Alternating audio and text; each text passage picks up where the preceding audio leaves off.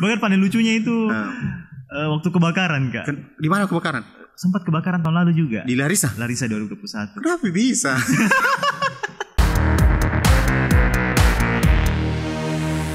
Itu hari pada saat jualan tetap berjalan, kita juga sembari perbaiki produknya kita kak, produk ayamnya. Oh sementara berjalan ini? Sementara berjalan. Jadi trial dan error memang kak itu hari. Itu enggak resiko kak kalau seperti misalnya dalam kan ini makanan toh takutnya pada saat kita jalan kan kondisinya tidak enak, datang konsumen tidak enak di sini misalnya toh mungkin keras kita terigunya kak apa toh.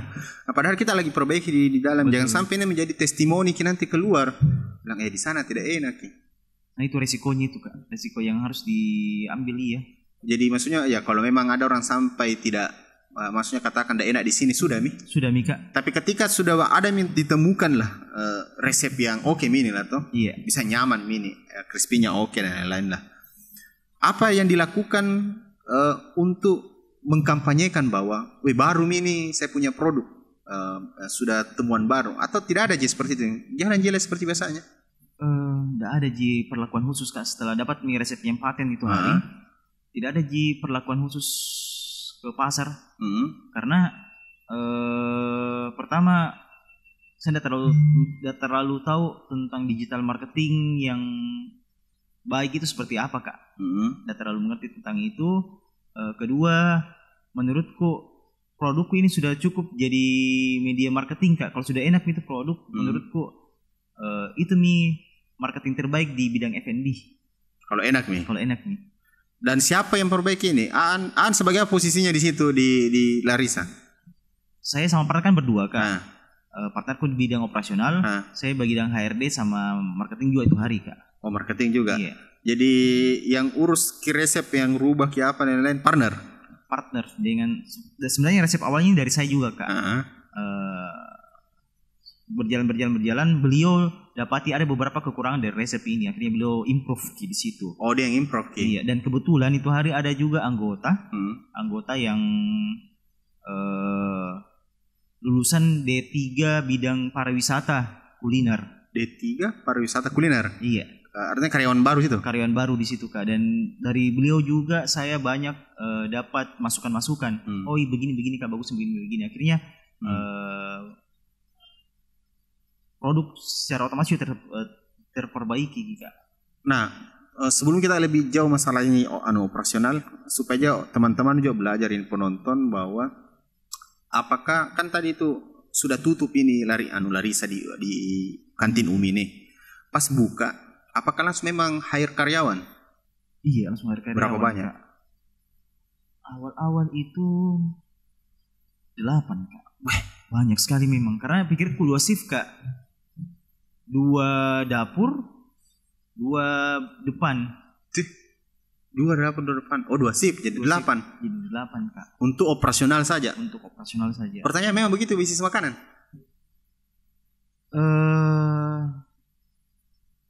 Saya tidak tahu yang lain, tapi menurutku untuk skala restoran ya butuh orang dapur 2 orang kak, dan butuh pramusaji dan kasir 2 orang di depan. Dan itu 2 shift? 2 shift. Bagaimana mengatur liburnya? Liburnya itu 1 minggu 1 hari libur kak. Berarti ada waktu di mana 3 orang yang masuk? Ada waktu di mana 6 orang yang masuk kak. Akhirnya ada yang lembur. Oh akhirnya ada yang lembur untuk nutupi ki. Berani-berani mau tambah 8 orang pertama. Itu nih kak, kemarin itu salah perhitungan lagi di situ. Baru maksudnya jangan sampai ini menjadi tips untuk apalagi penonton. Apakah itu benar atau salah? Sebenarnya kalau dalam bisnis kan juga tidak ada benar yang salah, karena buktinya juga jalan itu. Betul. Nah, pertanyaannya juga pada saat kita mau mulai bisnis kan hitungannya mau mulai bisnis ini, tapi bedanya adalah kau sudah punya knowledge, terus pengalaman dan wisdom. Toh keren bahasanya. Nah, karena itu kau punya pengalaman. Nah, apakah kalau pada saat awal mula buka bisnis itu masalah uangnya ini harus memang siapkan kita uang free cash untuk 3 bulan kak, 6 bulan atau 1 tahun, atau memang untuk 1 bulan itu Ji? Iya menurutku butuh memang free cash kak sebagai buffer kak, buffer operasional tak. Tapi berapa lama nu siapkan itu? Untuk berapa bulan itu ceritanya? Free cash-nya? Itu hari cuma 1 bulan jika. Kau aja siapkan. Iya. Bulan jika. Padahal harusnya menurutku 3 bulan itu. Karena jadi setengah mati. Jadi pada saat ke awal memang hanya nu siapkan ke free cash untuk bayar gaji saja ini ceritanya. Iya. Ini gajinya apabila jalan kin usaha tidak sesuai dengan harapanmu. Iya, betul. Tapi bagaimana kenyataannya? Kenyataannya akhirnya berutang Kak lagi sama vendor ayam Kak.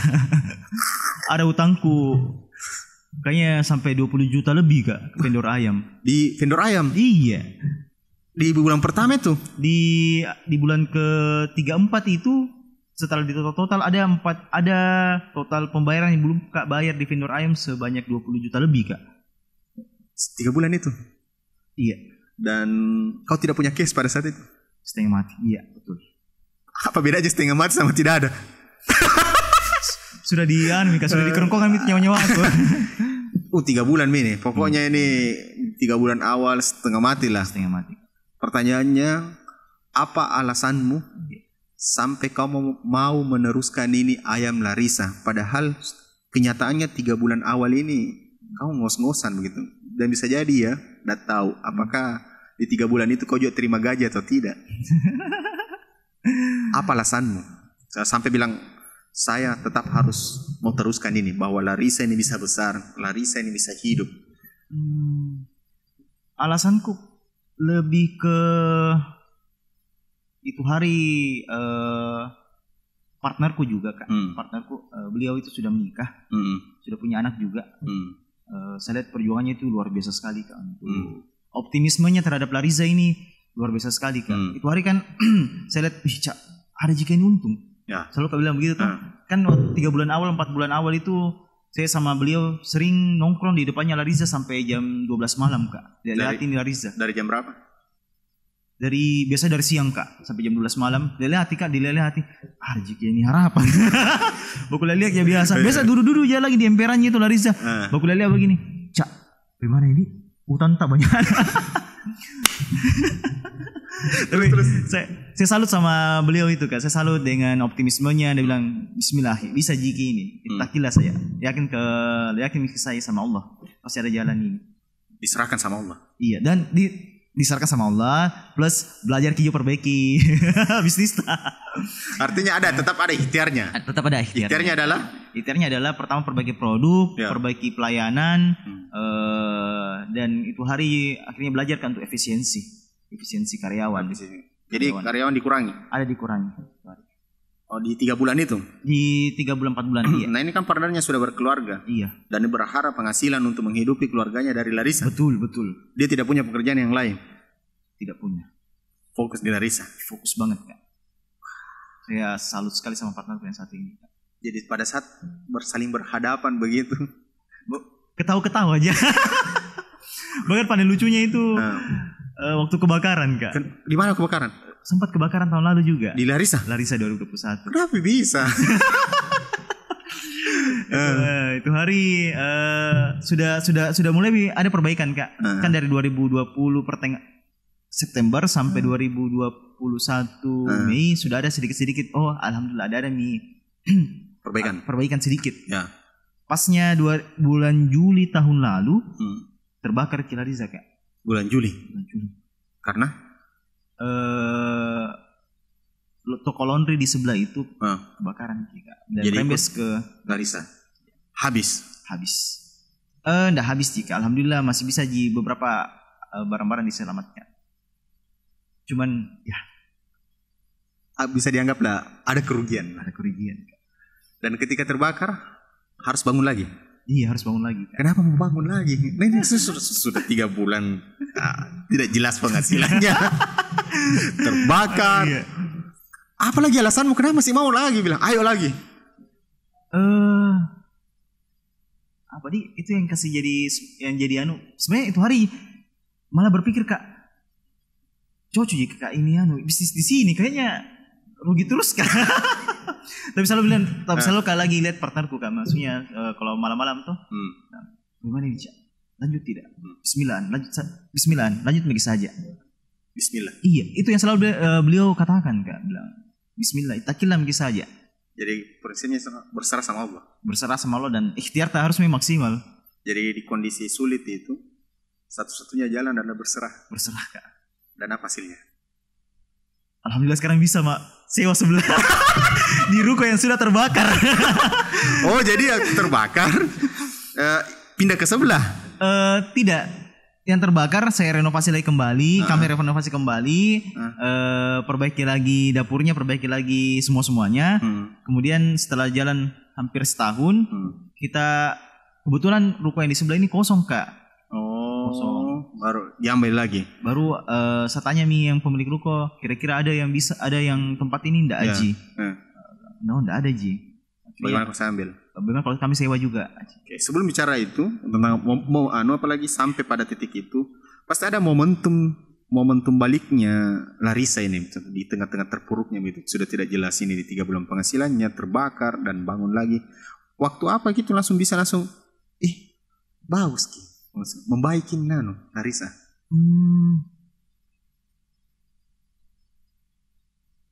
Titik baliknya Larissa ini waktu saya ikut salah satu kelas mentoring bisnisnya anak TDA. Di situ titik di mana Larissa lihat ada kayaknya ada gini harapan di ini bisnis Kak. Ada harapan. Setitik Kak. Di situ titik baliknya Kak. Itu hari belum juga ada kesempatan untuk sewa ruko di sebelah.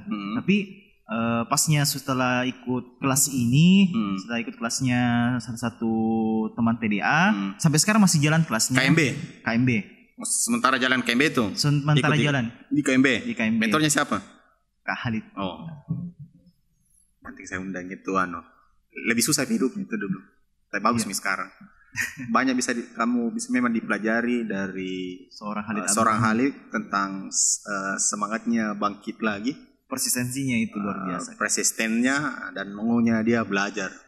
Karena saya sendiri sebagai saksinya. Betul. Bahwa ketika dia jatuh masih mau lagi bangkit kembali. Dan pernah datang di podcast ini membawa packing kaku yang masih karton-karton. Dan sekarang sudah berubah luar biasa. Makanya saya undang kembali. Betul.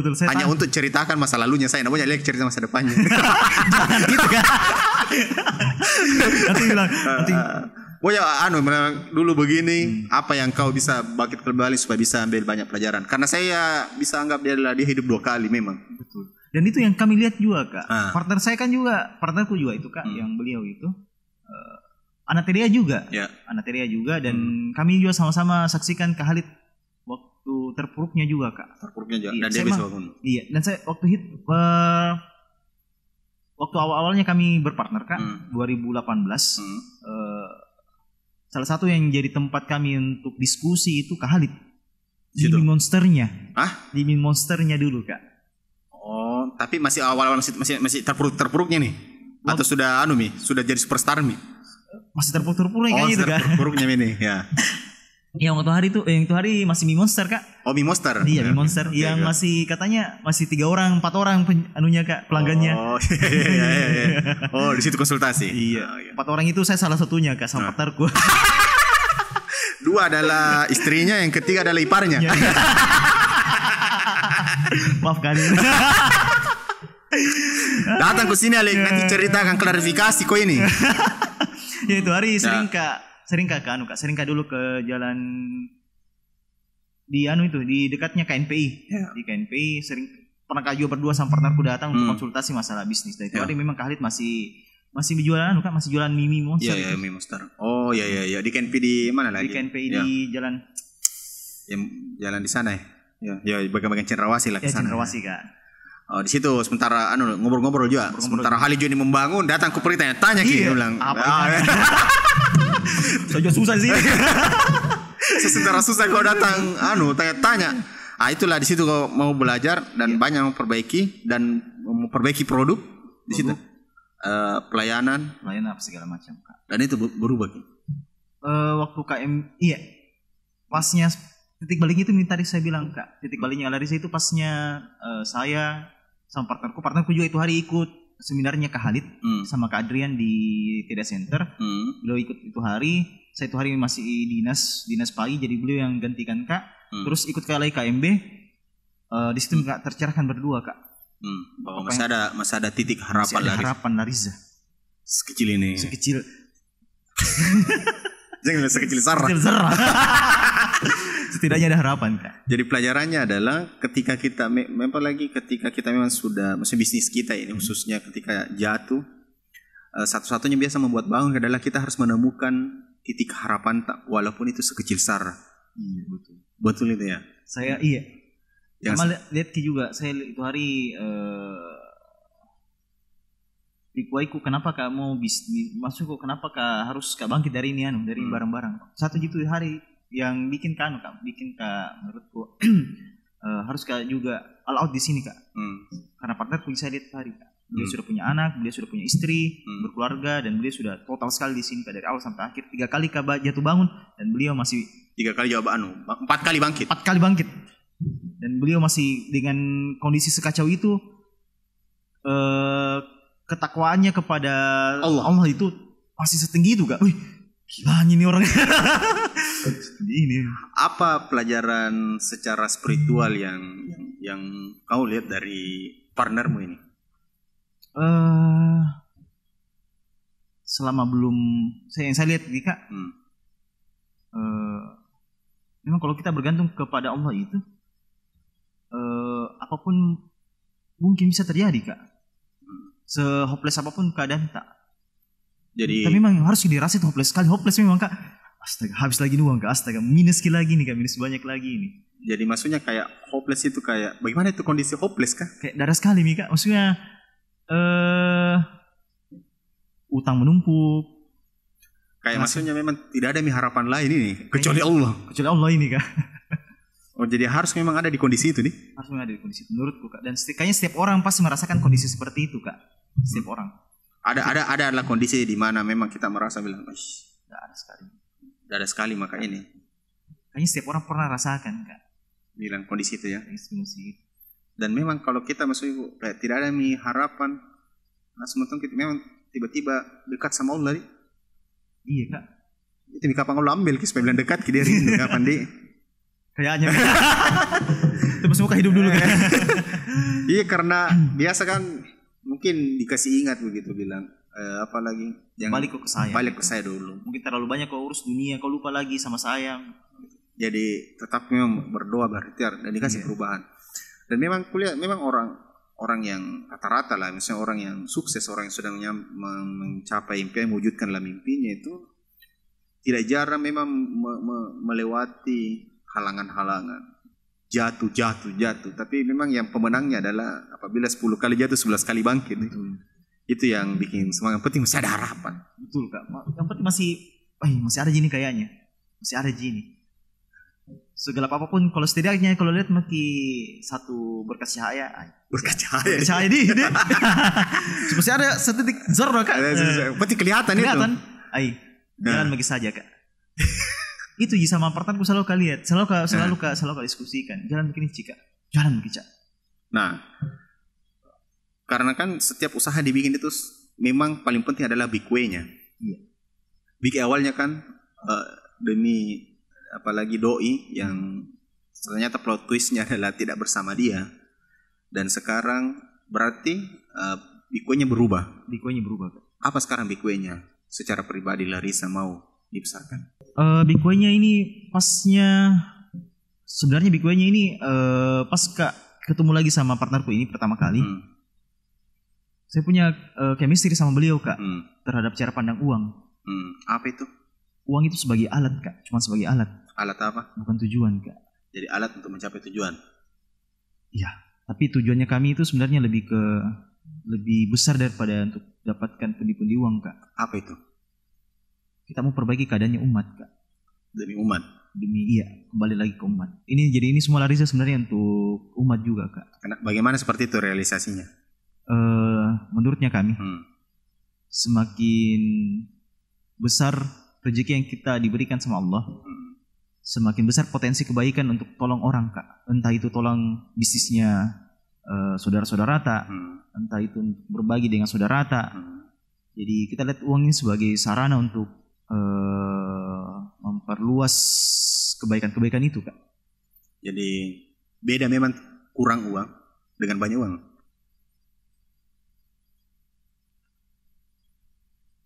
Potensinya lebih besar kalau banyak uang, Kak. Potensinya? Range-nya lebih banyak, lebih besar. Jadi sebagai kaum muslimin harus kaya? Menurutku iya. Kenapa? Karena kalau bukan karena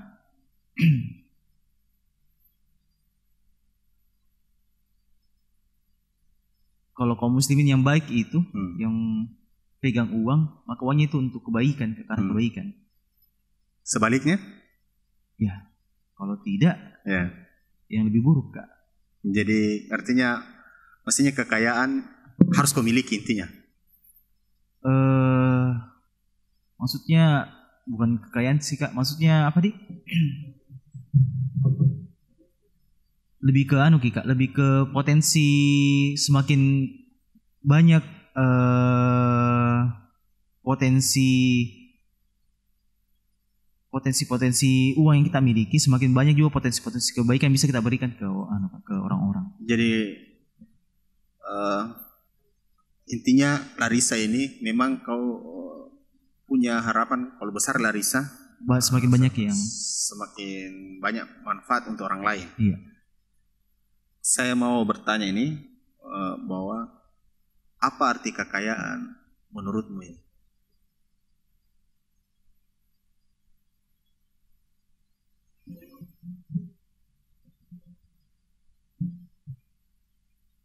Bukan apa-apa ya menurutku, Kak. Tapi kenapa kamu kaya? Bukan kaya sih, Kak. Saya bukan tujuannya untuk jadi kaya, bukan kaya dalam hal status atau apa, Kak. Lebih ke bisnis yang saya pegang ini semakin besar bisnis Larissa ini, semakin besar pula potensi untuk teman-teman sekitar, saudara-saudara yang butuhkan itu dapat manfaatnya. Itu. Iya. Sekarang, Awan, apa mimpi besarmu?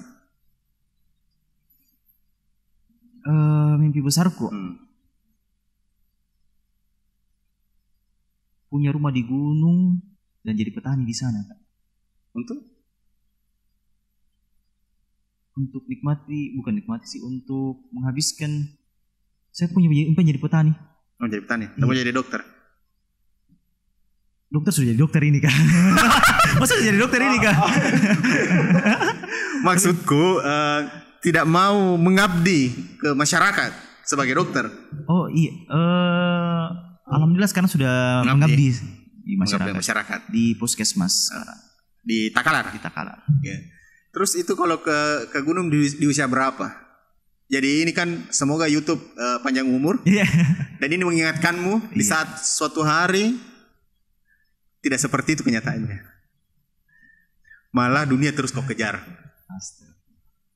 Ini menjadi pengingatmu bahwa pernah kau sampaikan tentang ini. Bahwa suatu hari saya mau pergi di gunung dan mau jadi petani. Di umur 50 saya punya impian jadi petani, Kak. Jadi 50 selesai? Iya. Sudah mau urus Larissa? Mungkin sudah autopilot, insya Allah. Autopilot. Amin. Terakhir, percaya dengan autopilot? Oh tidak, saya tidak percaya. Terus kenapa tadi menyatakan bilang kalau sudah autopilot? Maksudnya didelegasikan, Kak. Delegasikan. Ya. Tolong dijawab kenapa tidak percaya mengenai bisnis itu bisa autopilot? Karena bisnis ini tergantung siapa yang mengendarinya, Kak. Kalau kita lepas dari, kalau misalnya kita istilahnya orang kalau lepas kunci, bagaimana caranya jalan itu bisnis, Kak? Lepas kunci? Iya. Kan kuncinya dipasang di situ di tempat starter ke jalan nih.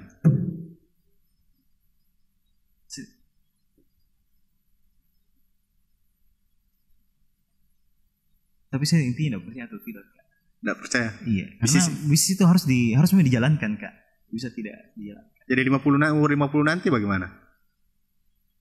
Saya tetap ke gunung, Kak. Jadi telepon saja? Mungkin saya lepas Larissa di usia 50. Bisa 50. Iya, bukankah ini jawaban hanya gelora mudamu? Allah. Hari ini kau jawab itu 50 seperti itu. Iya. Apakah 50 bakal betul-betul persisten bahwa harus Kak di sana atau bisa jadi berubah di jalan? Saya tidak tahu, Kak. Tidak ada yang bisa tahu. Jadi untuk per hari ini kau jawab seperti itu. Iya. Kita tidak tahu nanti. Tapi setidaknya saya punya grand plan usia 50 saya mau jadi petani, Kak. Semoga. Karena kekayaan itu candu. Toh, tidak ada tahu bahwa ketika uang terus dikejar karena tidak ada dia ujungnya. Tapi selalu ada secerca harapan. Harapan inilah orang yang membuat terus menerus mengejar dunianya. Begitu toh? Atau tidak setuju? Menurutku tergantung kita melihat uang itu sebagai apa, Kak. Kalau memang sebagai tujuan seperti itu nanti hasilnya kita dapat. Tapi lanjut. Tapi menurutku, Kak, apa yang saya kejar itu adalah untuk kembali lagi ke umat, Kak. Ke umat. Intinya kemarin itu saya sama temanku, apa yang kita bikin di Lariza ini, untuk apa kita di Lariza ini sebenarnya kembalikan lagi ke umat. Jadi pada akhirnya Lariza punya cita-cita bahwa ini perusahaan, ini barang 100% kebermanfaatannya untuk umat. Mungkin bukan pertanyaan terakhir. Apa karena lagi bahas itu? Apa contoh realnya yang dilakukan bahwa Larissa itu untuk umat? Saya selalu melihat Kak. Saya dan beliau ini selalu melihat tujuan organisasi massa seperti Muhammadiyah, Nahdlatul Ulama dan beberapa ormas Islam lainnya itu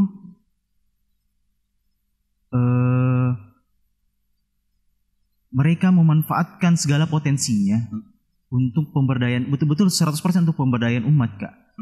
Muhammadiyah dengan segala aset-aset yang dia miliki, pendidikan itu memang terasa sekali untuk umat, Kak. Pendidikan paling terasa sekali, Kak, universitasnya, rumah sakitnya, rumah sakit Hadijah, rumah sakit Muhammadiyah lainnya. Saya sama beliau ini melihat Lariza ini mau seperti ini, Kak. Punya kebermanfaatan untuk orang banyak. Artinya kalau Larissa dalam bentuk perusahaan tapi punya manfaat untuk umat lebih banyak. Kak. Jadi semakin besar saya berpikir semakin besar ini Larissa, semakin besar kapasitas perusahaan ini, semakin banyak potensi-potensi pemberdayaan untuk umat yang bisa kami maksimalkan, Kak. Seperti beberapa ormas yang kami selalu terinspirasi. Ya. Okay.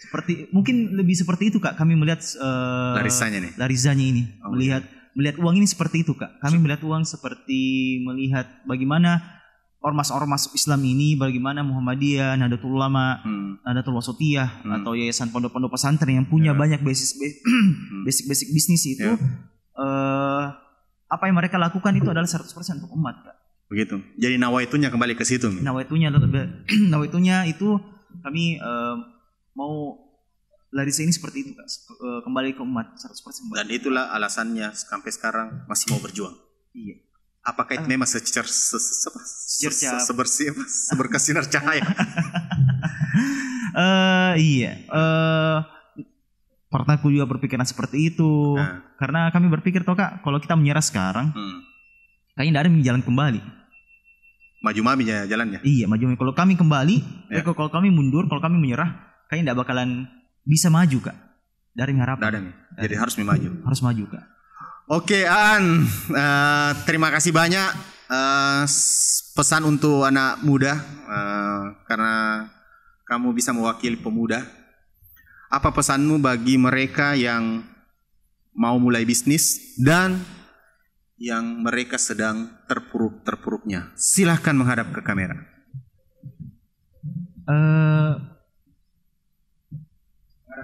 Oh iya. Pesan saya secara pribadi, jalan saja, apapun kondisinya. takillah. Kita tawakal saya kepada Allah, serahkan semua kepada Allah dan maju apapun hasilnya itu. Terpuruk apapun kita serahkan ke Allah. Terima kasih banyak. Assalamualaikum warahmatullahi wabarakatuh. Waalaikumsalam.